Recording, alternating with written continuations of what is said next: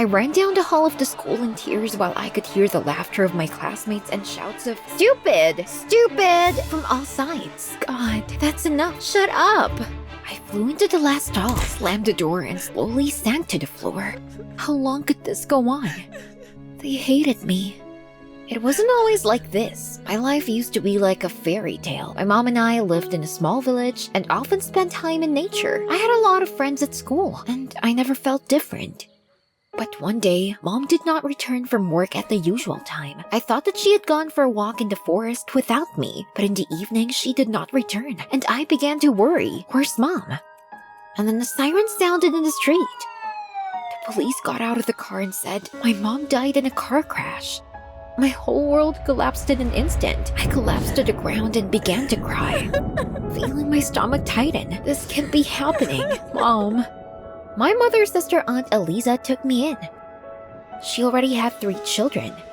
Mark, a small boy my age, Erica, who was already at university, and Lyra, the youngest, who had just started school. I was hoping that talking to my siblings would help me get over my mom's death, but at the first dinner, everyone seemed to speak a different language. I understood every other word, and unable to stand it, I asked what they were discussing. At that moment, everyone was staring at me. Their looks made me want to sink through the floor. Erica, my older sister, replied slowly, as if to a child, that it was the transmutation of atomic nuclei. How can you not know such elementary stuff? I felt my cheeks flush. I suddenly felt like I was so stupid. So I didn't say anything for the rest of the evening. The next day, I went to school with Mark. I was terribly worried because I knew that the school taught only gifted children. My cousins were very smart. But what if everyone at school was like that? I sat down at the back of the class, hoping the teacher wouldn't notice me and call me to the blackboard. But when she said my name, my heart sank. Not this. I went stiff-legged to the blackboard and stared at the equation in horror. I didn't know anything about math. I'd always hated it. And now I was standing in front of the class, rooted to the spot. I literally wanted to sink through the floor. The teacher, unable to stand it, began to scold me. "You can't solve an elementary problem. What a shame." I returned to my seat with an F in my diary and my cheeks flushed. God, what a shame. All my classmates were openly looking at me with disdain. And at recess, they, led by my cousin Mark, suddenly surrounded me and, cheekily smiling, asked, "Are you the stupidest person in your family, or are you just pretending?" These words brought tears to my eyes. I immediately pushed my classmates aside and ran out of the school. All day I walked through the city parks and thought about my mother. We were so good together. She always supported me, and she certainly didn't call me stupid. I didn't get home until late at night. Aunt Eliza met me at the door and immediately began to shout. Not only was I a disgusting student, but I also allowed myself to skip lessons. I wanted to explain myself and come up with something, but my aunt was adamant. She put me under house arrest, forbidding me to watch TV and read anything other than textbooks until I had my grades up. But most importantly, I was forbidden to walk, and this was the only good time for me. I was desperate. Can't she see that I'm just not good at studying? I'm not as smart as my cousins. The next day at school, the nightmare was repeated. Only this time, everyone just shouted that I was stupid and did not hesitate to point a finger. I hid in the bathroom stall and cried. How long could this go on? I couldn't do this anymore. Mommy, where are you? When she was alive, it was different. I wiped away my tears. Mom would definitely not cry in my place. She would prove everyone wrong, and I too would prove that I was not stupid at all. I left the stall and went to the library.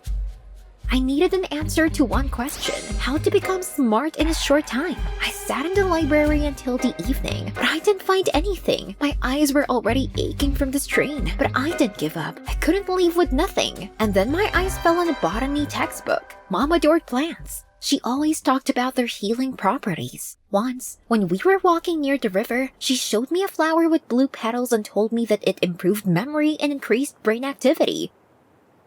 Wait. This was what I needed.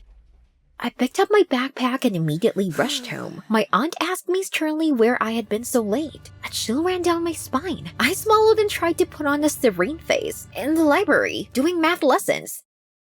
She nodded contentedly, and then I took advantage of the moment. Aunt Eliza, can I go to the village tomorrow? I need to pick up the remaining textbooks in order to improve myself in other subjects. My aunt looked at me intently, and I thought she would refuse. But then she sighed, so be it, but only take textbooks and immediately go home. A smile spread across my face. Got it. In the morning, I climbed by the river, looking for the cherished plant with blue petals. Where was it? After half an hour of searching, I was already desperate when suddenly I came across a whole glade of blue flowers. There was no limit to my happiness. I was finally going to be smart. I immediately gathered flowers and went home. Hold on, cousins. You'll soon find out which one of us is really stupid. By evening, I had dried the plants and eaten a few petals. Almost immediately, I felt how much easier it was to think. With a satisfied smile, I sat down at my textbooks and immediately tried to solve the same problem for which the teacher gave me an F. It was really elementary. I solved it in 2 minutes. And I was thrilled. My misery would end. Now I was smart.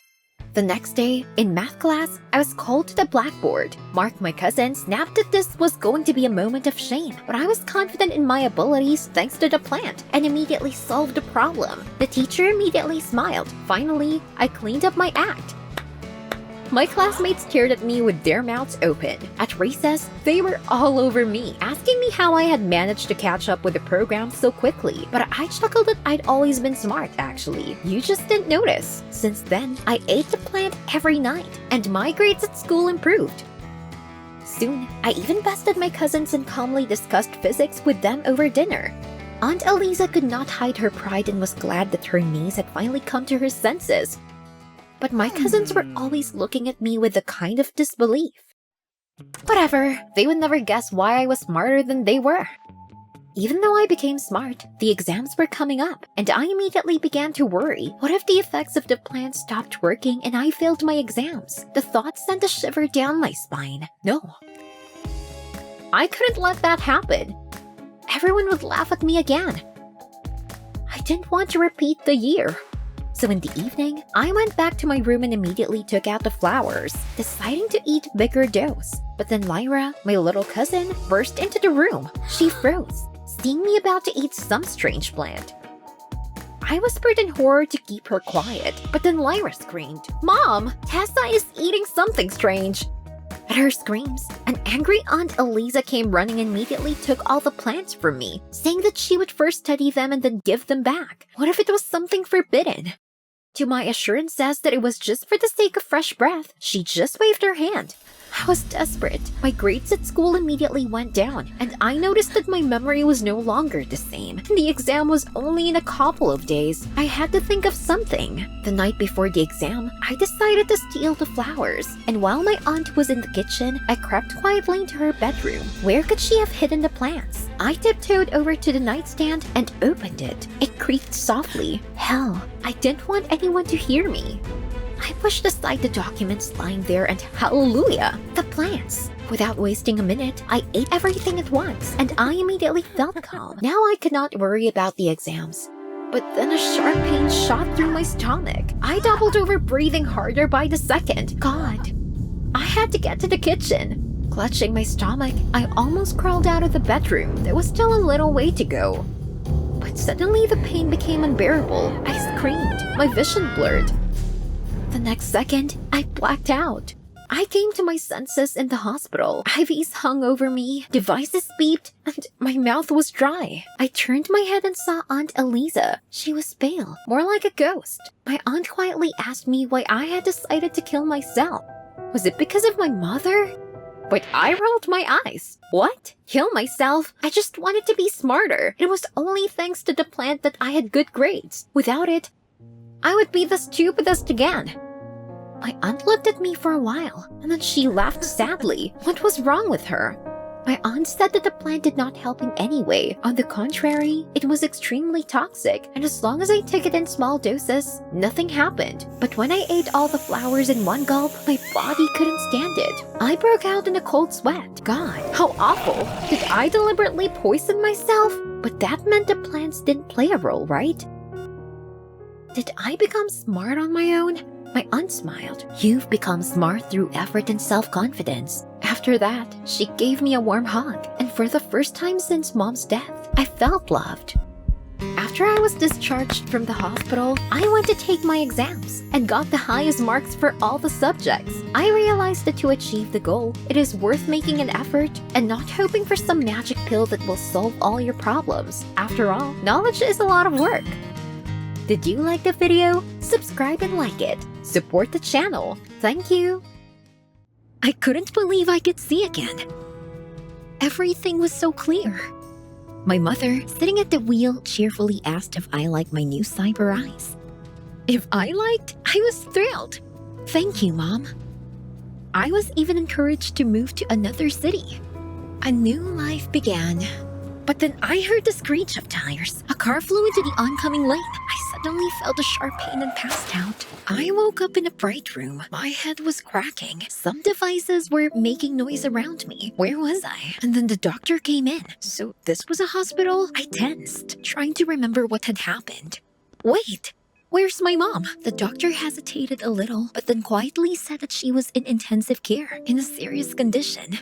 What? What intensive care? This can't be happening. Mom, the doctor sighed. If the culprit of the accident had not escaped and provided first aid, everything would have been different. Now we could only hope that she would survive. Despair consumed me. I jumped up from the bed and immediately ran to my mom. But suddenly I felt dizzy and almost fell. But the doctor immediately picked me up, saying that I needed rest, since after the accident, my condition might not be stable. And even more so, no one was allowed in the intensive care unit anyway. He led me back to the room, and I sat down exhausted on the bed. I was afraid. It was just like 8 years ago. We were going on a vacation as a family, and suddenly we got cut off by a drunk driver. I got a skull injury, and I lost my sight because of it, and Dad did survive. It was very sad for him, and this blindness. My whole world was plunged into darkness. I had to learn Braille and use a walking stick. If it wasn't for my mom, I wouldn't have survived this. She dragged me to the doctors, but in vain. And then, 8 years later, my mom learned about a new technology, electronic cyber eyes that connected to the cortex of the brain and allow it to see. Just like how a video camera and a projector worked. I was so happy, but the surgery cost a lot of money. My mom worked 3 jobs to earn money for my new eyes, but the savings were still not enough. And after a couple of weeks, the experiment was closed. There was only one option left: to sell our property and house. Which was what we did, which was why we had to move to a rural town and buy a tiny house there for pittance. So, just a month ago, I had the surgery. Now, I had super eyes. I could see for great distances, even in the dark. My vision was 100 times better than before the accident. I thought I was going to start a new life. But now the only dear person, my mom, was dying. The slam of a door snapped me out of my reverie. The doctor came into the room, and I froze in suspense. What was wrong with Mom? The doctor was silent, but finally exhaled and reported that she had passed away. I was stunned, and I wildly wanted to cry. But I felt that, alas, there was no tears in my cyber eyes. That was it, a new life. But I was left all alone in it. A week later, I was released from the hospital and sent to an orphanage. Despite the fact that I was only 3 months away from coming of age, I thought about my mom all the way, knowing that I couldn't be happy without her. Upon my arrival at the orphanage, the neighbors stared at me intently as I unfolded my suitcase, and then one of them abruptly threw off my things, hissing that they didn't like new people here. Before, I would have been angry, but now I didn't care. But the neighbors were not satisfied with this. In the evening, they threw my things on the closet and angrily said that I had lived with my parents all my life, and I had nothing to do with them. Orphans. I tried to avoid the girls and keep quiet, but they decided to force me out at all costs. And the next day, they pushed me into a toilet stall. I sat there for 3 hours until the cleaning lady let me out. I was so hurt. At night, I cried without tears and increasingly hated the culprit of the accident. I began to study poorly, especially in mathematics. In class, I did not listen to the young teacher, Mr. Hobbs. I thought only about my mom. One day after class, he gently asked if I needed help, but I snapped that if he couldn't get my parents back, he couldn't help me. I was inconsolable. 2 weeks later, sorting things out, I suddenly came about a family photo. On it, we were smiling happily. I remembered my mom saying that there should be sunshine after rain. The thought of her made me feel so warm inside. If she were me, Mom would probably try to make her life happy no matter what. Clutching the photo to my chest, I suddenly decided I will be happy for you, Mommy. First of all, I had to solve my problems with my studies and pass all the exams with excellent marks. I would start with math. I spent the whole night working on my textbooks, and I answered all the questions in class. Mr. Hobbs couldn't hide his surprise. And when I approached him after class and asked him with a smile to explain the topic, he almost fell off his chair. It looked like he saw me with a smile for the first time in his life. Mr. Hobbs happily agreed and patiently explained the topic to me, and then even offered to help me with the preparation for the final exams. I was so grateful to him. Gradually, we began to communicate more often. Sometimes after school, we stayed late and chatted about everything. Mr. Hobbs was very nice. He was always joking and cheering me up. Being around him only confirmed my decision to be happy. I didn't cry at night anymore, thanks to Mr. Hobbs. Once, he even came to my defense. Seeing that the neighbors were pushing me, he threatened them that if they did not stop bullying, they would be on duty in the dining room until the end of the year. Then I asked, Mr. Hobbs, why are you so kind to me? To which the teacher just smiled and suddenly suggested to address him by his first name, Dino. And to my question, he said that he could not stay away because our fates were similar and he also lost his parents. His mom and dad died in a fire when he was just 5. My heart sank. I took Dino's hand impulsively and he smiled. You can't bring back the past. You can't waste your life on suffering. That day, for the first time, I decided to open up to anyone and told Dino about the accident. For the first time, it was without tears and not because I had cyber eyes. I let go of the pain and wasn't sad anymore. But for some reason, Dino drooped. That night, Dino told me I was in for a surprise. I was burning with anticipation. He told me to close my eyes and led me up to the stairs. I still couldn't guess what kind of surprise he prepared for me. Then we stopped, and Dino said, "Open your eyes." My breath caught in my throat. We were standing on the roof of a building, and the night city was in full view. Dino took my hand and led me to the set table. It was my first date in my life. We didn't stop talking all night. I couldn't hide the butterflies in my stomach anymore. Did I fall in love? Every day, I only became more convinced of this, and I could no longer hide my feelings. One day after school, I got ready and blurted out to Dino, "I like you." I forgot how to breathe as I waited for an answer. What if he rejected me? But instead, he suddenly hugged me, whispering that he also liked me. Dino said that he was the happiest with me, but then he hesitated. Something jumped in my chest. He pulled away. If the principal found out about a relationship, he would be fired. A lump rose in my throat. We would have to wait until I was of age. In the meantime, we would hide our relationship. It wouldn't be long now. But I was still always trying to be alone with Dino, and he could secretly hug me while no one was looking. Once, I stopped by the school office to see Dino, and when he came, I realized that I wanted to finally kiss Dino, here and now. In the next second, I pressed my lips to his, and he answered. A storm of emotion swept over me. And then the door slammed. I recoiled as if scalded and looked back. The principal came into the office. He gave us a stern look. "What are you doing here?" My cheeks burned. If he saw the kiss, Dino was finished. But Dino casually said that he was explaining the topic to me. God, if only he believed it. The principal was silent for a long time, and then ordered to leave the office and study in another place. He had a meeting there. The rest of the month in the shelter, I was burning with impatience, so I wanted to date with Dino freely and finally be happy. And now, I was 18. By law, I could be completely free.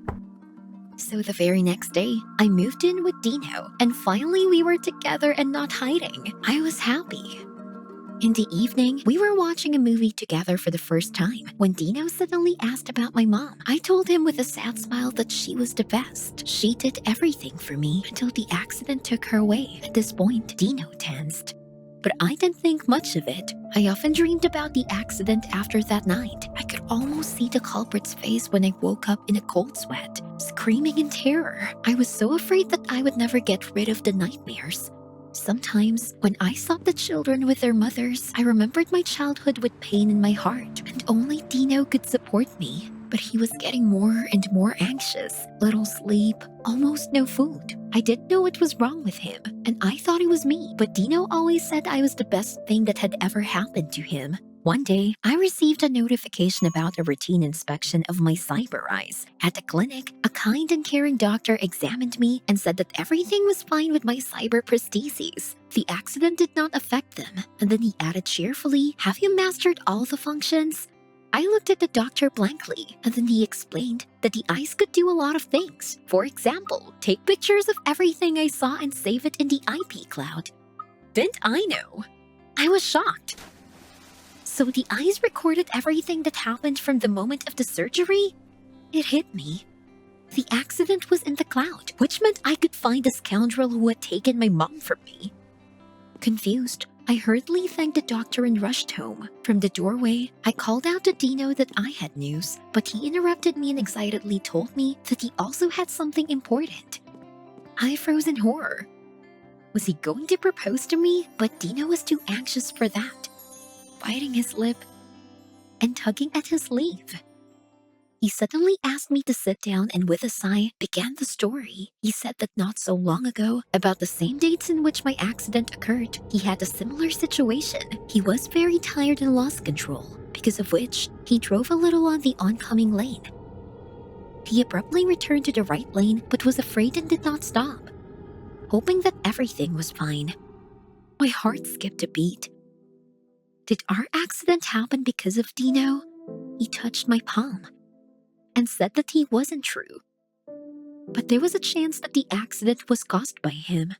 He covered his face with his hands and said that recently he was constantly tormented by doubts. He had nightmares, and at the sight of me, he began to go mad more and more. And now he found the strength and decided to confess. Something snapped inside me. If Dino was the culprit, how could I live with it? But it could not be him. Just his situation was similar to ours. Because he was not sure, I sniffed and remembered about the recording for my eyes. I could find out the truth. Dino asked me quietly what I wanted to tell him, but I said the doctors checked the eyes and everything was fine. Then I went up to my room and turned on my laptop, quickly finding the recording from the day of the accident. Here it was.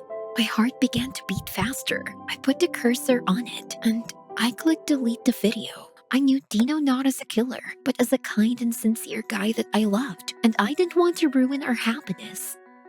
A couple of weeks later, I was standing in front of Dino in a wedding dress. I made my choice, and I didn't doubt it. The past couldn't be brought back. My present was Dino. He was my long-awaited happiness. Did you like the video? Subscribe and like it. Support the channel. Thank you. The train is departing from the first platform. Hurry up! We have to. Mom's there! We have to make it to her! Damn. Mother! Come on, a little more! We can. Stop! We've missed it! This can't be happening! Mom, it's your fault! And now I have to stay with you? Why did I hate him? Because he took my mother. Before my father's illness, we trusted each other. But then I felt that my mother was moving away. My father's death destroyed me and my mother. She never discussed it and avoided me. My mother would rush off somewhere after work, saying that she was going out with her friends to distract herself. But something was wrong. Why did she dress up for a bunch of housewives? They've known each other for 100 years. The answer became my nightmare. One evening, my mother brought home a homeless? Moreover, she said that this was her new husband. I almost fell out of my chair. Of course, my mother tried to make him look more decent, but this didn't smooth the situation. She sat us down at the table and blushing, she told us how she went to bars after work to calm her grief. She stayed up late one night, her phone went dead and got lost. Some guys were disturbing her and then Ray appeared. He dispersed all of them and helped Mom to call a taxi. After that, they quickly became close. Became close? What was she thinking? Not even 6 months passed after Dad's death. How could she fall in love with the homeless? I shouted that this damn homeless man would never replace my dad and ran outside in my pajamas. I went to see my friend Kate, but she said she couldn't let me in. They had guests and they just had no place for me to stay. So-called best friend. Then it got colder and started to rain. And I was cold to the bone as I trudged along. My tears were mixing with the raindrops. So I got to the train station. I came inside. It was blowing hard, and many people suspiciously stared at my home outfit. By midnight, I was feeling very uncomfortable, and the thought of hot cocoa was driving me crazy. I came back home, but assured them both that it would not be for long. My mother pretended that nothing had happened, and the homeless, I won't ever call him Ray, was annoying me with his fawning. He made a lousy breakfast the next morning and tried to talk about school with me, and then he gave me a disgusting bag, saying it's a fashionable dress. I told him that it was more of his style, and that he had to stop stealing money from Mom for trash. Then my mother freaked out and said that she had had enough. We were all going to the vacation by the sea. She had already bought tickets. Brilliant. That's the only thing we needed. I thought about running away again, but I was worried about my mother. I didn't want to hurt her. She didn't look very well. We still went on a vacation and I decided to ignore the homeless so as not to lead to a scandal. Then my mother started talking about all wonderful events that we can visit there. I immediately replied that I wasn't interested in all that. I was going to read on the beach. The homeless man intervened and suggested that I could go with them to please my mother. Why on earth would he point me out? In the end, we started bickering. Mom jumped up to separate us when suddenly she collapsed on the floor. She was holding her heart and looking deathly pale. No! The train stopped and the homeless man rushed to find a pharmacy. But my mother came to her senses, although she was weak. She told me that the homeless had forgotten the money, so I put bills on my hand and ran to him. We bought some medicine, but the train, well, you already know. All our belongings left with my sick mother, even my phone. This jerk, not surprisingly, did have one. It was all because of him again. Couldn't he take the wallet right away? What would happen to Mom then? The station master said that it was closing and we had to leave, adding, "Ask all of your questions tomorrow." I couldn't even make a phone call, so I had to find a phone on the highway. There wasn't a soul on the road. We tried to stop a car for hours, but no one would stop. Sure, I wouldn't trust such a suspicious character either. The homeless man blamed it on the fact that it was late and the station was remote. Well, yeah, of course. But we still were lucky enough to find a phone booth. My stepfather scraped the last change out of his pockets and called my mother. She wasn't available. That only increased my panic.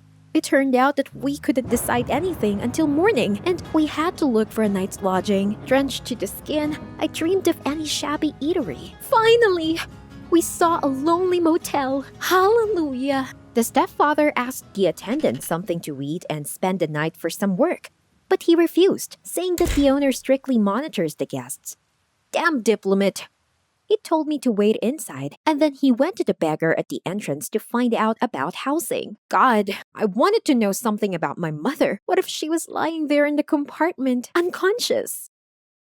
The admin behaved more kindly with me. His refusal was clearly associated with dislike for the homeless. We agreed on this, and I even replied to his questions that he was just a random traveling companion. Then the attendant hinted that I could personally arrange a night's lodging if I act nice with him. Well, someone clearly overestimated his attractiveness. I was trying to figure out how to trick him, but my stepfather stormed into the motel, furious. The admin got hit in the face and we left, with no food, no shelter. Well, thank you so much. The homeless man said that we can spend the night at the abandoned post office. It was clear that the beggar he met used to hang out there. Real ruins with rotted roof. There wasn't much room to sleep. But I wouldn't have slept a wink anyway. Thinking about my sick mother made me feel feverish. Instead of a normal dinner, he offered me expired garbage from the motel dump. It looked edible, but this loser couldn't even build a fire to cook it. I was very angry. If he hadn't intervened in the conversation, I probably would have been able to sort everything out with the admin. All of a sudden, a few high-strung guys came to our wigwam, and they obviously didn't come to save us. It turned out that we were ratted out by a beggar who worked for the motel's owner. It smelled like a postal massacre. But my stepfather managed to dump the boxes on the gang at the last moment, and we scurried back to the road.